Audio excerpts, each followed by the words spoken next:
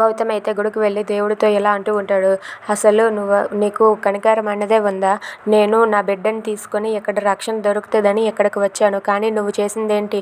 నా కళ్ళ ముందే నా భార్యను పోయేలా చేసావు, అలాగే నా కళ్ళ ముందే నా బిడ్డను కూడా నేను కోల్పోయేటట్లు చేసావు. నువ్వు అసలు ఉన్నావా లేవా అని చెప్పి గౌతమ్ అయితే దేవుడికి తిడుతూ ఉంటాడు. ఇదంతా చూసి పూజారి గారు అయితే బాధపడుతూ ఉంటారు. ఏంటి, ఈయన బిడ్డని భార్యని ఇద్దరిని పోగొట్టుకున్నారా అని చెప్పి అనుకుంటూ ఉంటారు. ఇంతలో నా బిడ్డని నా భార్యని ఎలాగైనా సరే నువ్వు తీసుకువచ్చి ఇవ్వు అని చెప్పి గౌతమ్ అయితే ఆ దేవుడితో అంటూ ఉంటాడు. ఇంతలో అక్కడ అనాథాశ్రమంకి అయితే పోలీసులు ఒక పాపని తీసుకొని వస్తారు.